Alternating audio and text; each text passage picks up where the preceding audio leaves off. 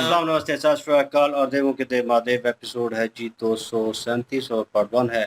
Like share subscribe कर दें। Straight चलते हैं वीडियो की तरफ। मेरा नाम है मलिक शकलानी बाल और मेरे साथ हैं Rana Mohammad Ali, Mohammad Sameer Khokhar. So guys let's start.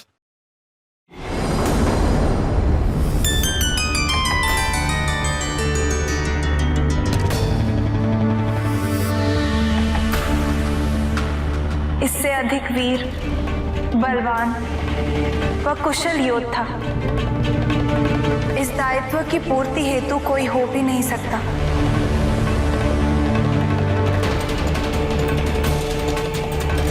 अब हमारा पुत्र इस नियति के अनुसार तारकासुर का अंत करेगा।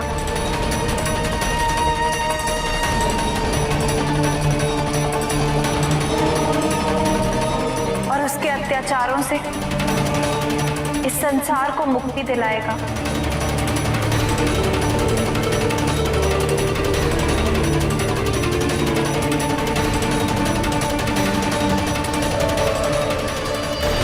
कल कार्तिकेय को औपचारिक रूप से देवताओं का सेनापति नियुक्त किया जाएगा।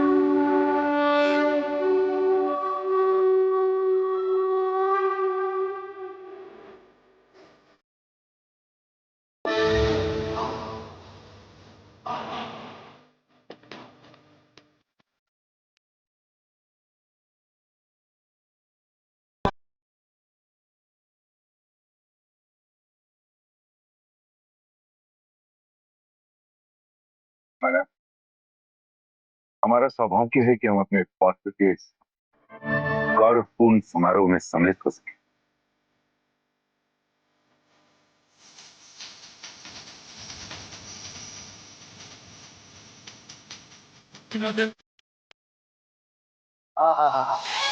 कितना मनोरम दृश्य है। कुमार कार्तिकेय का अभिषेक।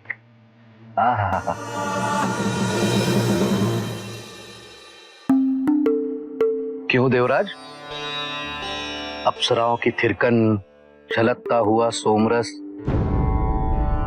और आपका सिंहासन, सब कुछ वापस लौटने का आभास हो रहा है कि नहीं? मुनिवर, ये समय ऐसी बातें करने के लिए उपयुक्त नहीं है। इस समय संसार को तारकासुर से मुक्ति दिलाना प्राथमिकता है।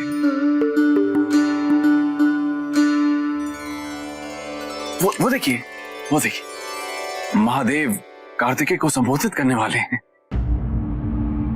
कार्तिकेय,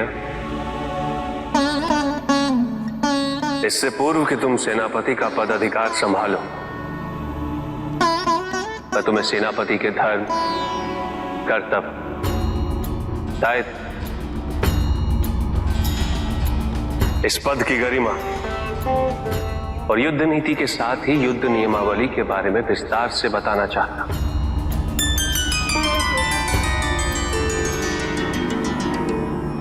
मेरा कथन ध्यानपूर्वक सुनो पुत्र। सेनापति की सर्वोपरि विशिष्टता जन कल्याण हेतु दिए गए कार्यों का निष्पादन है।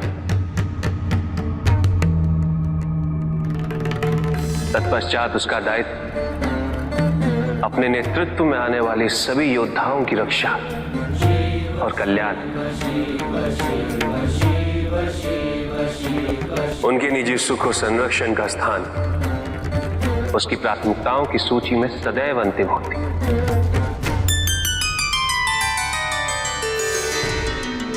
सेनापति के पद की गरिमा का विशेष ध्यान रखना कुमार। प्रत्येक निर्णय से पूर्व एक दृढ़ निश्चय और गूढ़ चिंतन का होना अति आवश्यक है।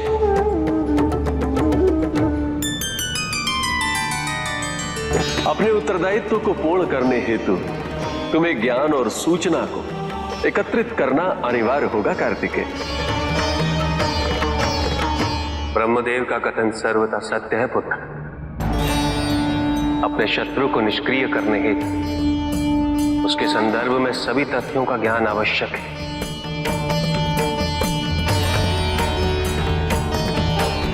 कभी भी यह समझने की भूल ना कर कि तुम्हारा शत्रु शक्तिहीन है। प्रत्यक्ष है कि तुम्हारे शत्रुओं को तुम्हारे सेनापति बनने की सूचना प्राप्त हो गई होगी। अतः तुम्हें और भी सक्रिय और सचेत रहने की आवश्यकता है।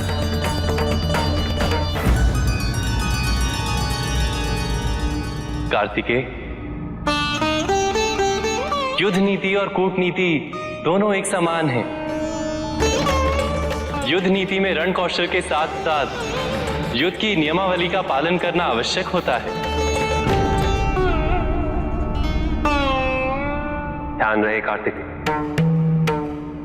कभी भी निहत्थे शत्रु पर घात नहीं करना और सूर्यास्त के पश्चात युद्ध विराम का पालन करना।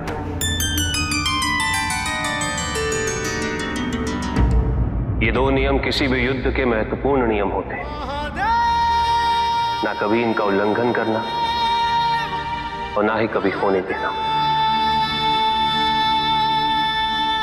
सेनापति को अपने अधीनस्थ पदाधिकारियों का, अपनी सेना का और उपलब्ध साधनों का अपने स्वार्थ हेतु दुरुपयोग करने का कोई अधिकार नहीं।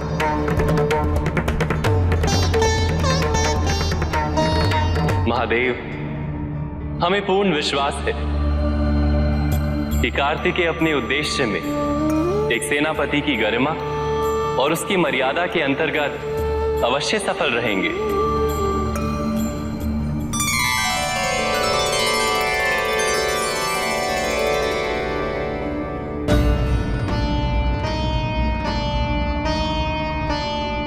महादेव, अभिषेक का मुहूर्त आरंभ हो गया है।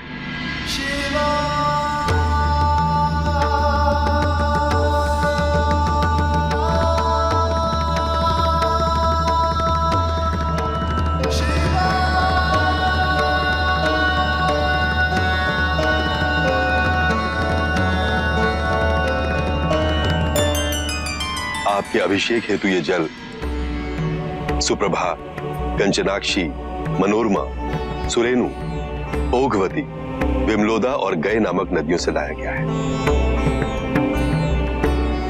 गंगा च जमुने चैव गोदावरी सरस्वती नर्मदे सिंधु कावेरी जलस्मिन् सन्निधम कुरु। अर्थात इसमें 7 सरस्वती नदियों के जल के साथ 7 पावन नदियों का जल भी मिश्रित है।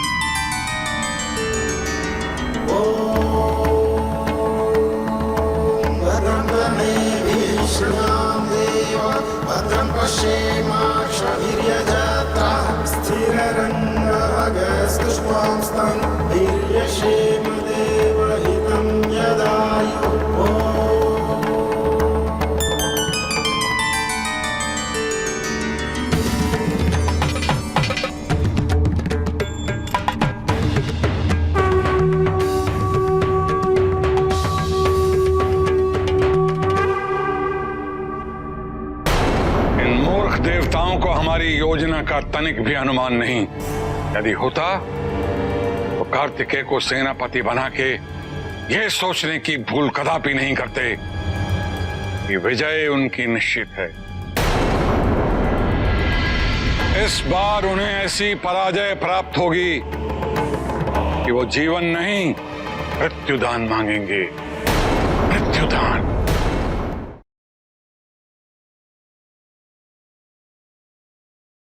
बीच में बात कर रहा था एंड पे कि मुझे लग रहा है कि तारकासुर तो जो है वो अपनी तपस्या में लीन है और वहां पे जो है अभिषेक हो चुका है कार्तिकेय का, और कार्तिकेय जो है वो देवों के साथ मिलके उनके सेनापति बन के जो है वो अटैक करेंगे स्वर्ग पे, ये स्वर्ग में घुसे हुए जो सुर हैं उन पे।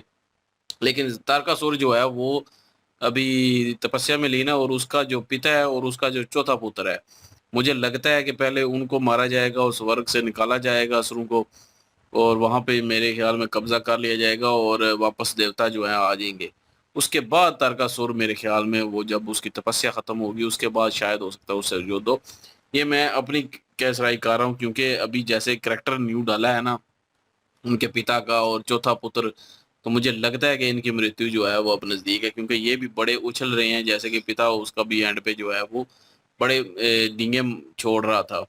तो बहरहाल जी अभिषेक हुआ है और पानी जो है वो जल जो है वो काफ़ी सारी नदियों का जो है उन्होंने नाम भी लिया और उन सब नदियों का जो है पानी इकट्ठा करके जो है उससे अभिषेक किया गया है और उसके बाद जो है पूजा पाठ की गई है। उसके बाद जो है वो अपना उससे पहले सॉरी शिव जी, वही ना शिव जी जो है वो समझा रहे थे कि किसी ने हत्या पे जो है वो वार नहीं करना, किसी भी जो है वो हथियार के बगैर जो हो उस पे वार नहीं करना, तो निर्बल पे वार नहीं करना। तो इसी तरह जो है विष्णु जी भी उनको समझा रहे थे और उनको काफ़ी सारी जानकारी दे रहे थे। तो ये सारा सिलसिला चल रहा था, अभिषेक भी हो गया है, सेनापति नियुक्त भी हो गए हैं और अभी जो है वो जंग के लिए निकलेंगे, लेकिन तारकासुर वहाँ पे मौजूद नहीं है। तारकासुर का पिता और चौथा पुत्र जो है उसकी खैर नहीं है। बिल्कुल जी, देवऋषि नारद जो हैं जब कार्तिकेय कुमार को राजी कर लिया गया है सेनापति बनने पर और माता पार्वती जी जो हैं वो भी मान गई, किसी किस्म की कोई बाधा नहीं रही, तो फिर देवऋषि नारद जो हैं वो देवराज इंद्र जो है उनसे पूछ रहे थे कि अब तो सब कुछ याद आ रहा होगा आपको, आपका सिंहासन भी और वो जाम वो रस पीना वो याद आ रहे हैं। तो यहाँ पे देवराज इंद्र ये कह रहे थे कि इस समय ये बातें ठीक नहीं है, ये संसार की बेहतरी के लिए हो रहा है जो हो रहा है। संसार की तो चलें ठीक है, लेकिन देवराज इंद्र जो है उनको अपनी फिक्र ज्यादा थी, उनका यही था कि वो जल्द अज जल्द जो है कार्तिकेय कुमार अपने कार्य को मुकम्मल करें और उनका सिंहासन जो है उनको वापस लेकर दें। यहाँ पे कार्तिकेय कुमार जो है उनका अभिषेक होने से पहले उनको वो अपनी जो जिम्मेदारी है उस जिम्मेदारी को सौंपने से पहले वो सारी चीजें बताई जा रही हैं जो एक सेनापति को याद रखना जरूरी होता है, जो एक सेनापति में होनी चाहिए। वो सारे जो गुण है वो शिव जी ने और विष्णु जी ने मिलकर उनको बताए हैं कि आपने किन किन चीजों का ख्याल रखना है एज अ सेनापति होने के नाते। दूसरी तरफ जो असुर है उन तक भी ये घोषणा पहुंच चुकी है और इस घोषणा को लेकर वो अपनी जो चीजें हैं वो अपना जो प्लान है वो पूरा करने जा रहे हैं। और वो पूरा करने के लिए जो असुरों के कह लें कि गुरु हैं मेरे ख्याल में तारकासुर के जो पिताजी हैं महाराज महाराज ही बोलते हैं उसको। हाँ, वो सारी चीजें अब निश्चित कर रही हैं, वो सारी चीजें तय कर रही हैं कि अब कार्तिकेय कुमार जो है उनका मुकाबला किस तरह से असुरों ने करना है। बिल्कुल जी, और उन्होंने जंग की जो है स्थितियां बताई हैं, उनको असूल बताए हैं कि शाम हो जाए मतलब अंधेरा पड़ जाए तो उसके बाद हथियार नहीं उठा सकते, हमला नहीं कर सकते, निहत्थे पे हमला नहीं करोगे। और जंग जो है वो जो है उसको पर्सनल नहीं लेना, मतलब कि जो सेना है आपके और उनको अंडर लेकर अपने कामों के लिए यूज नहीं करना। तो मतलब कुछ जंग के असूल हैं और चीज़ें हैं जो उनको उनसे पावर करवाया गया, बताया गया, क्योंकि जहन में होने चाहिए। और एट दी एंड कह भी रहे हैं विष्णु जी के होप्स हो कि कार्तिकेय जो हैं इस पे पूरा उतरेंगे और इन्होंने सारी चीज़ें जो हैं वो समझ ली हैं। तो वो अभिषेक उनका किया गया बड़े अच्छे तरीके से और इस बार सब जो है यहाँ पे मौजूद थे और क्या लें कि पूरी एक फैमिली जो है वो कार्तिकेय की वो यहाँ पे मौजूद थी और बाकी देव मौजूद हैं और बहुत सारे लोग खड़े थे। और जो ऋषि क्या नाम है इनका, देव ऋषि जो है वो नार तंग कर रहे थे इनको, जब वो कह रहे थे, मैं हंस रहा था उस चीज़ के ऊपर कि अब उनको याद आ रहा होगा कि अब ये कुछ करना, लेकिन वो एक किस्म का उनको टोक मार रहे थे कि अब वो नहीं करना, अब ख्याल रखना है वहाँ पे स्वर का और ये चीज़ें नहीं करनी। तो उन्हें कह रहे हैं अच्छा फोकस करते हैं उसके ऊपर, जो अभिषेक हो रहा है उसके ऊपर फोकस करते हैं, वो देखें शिव जी क्या कर रहे हैं।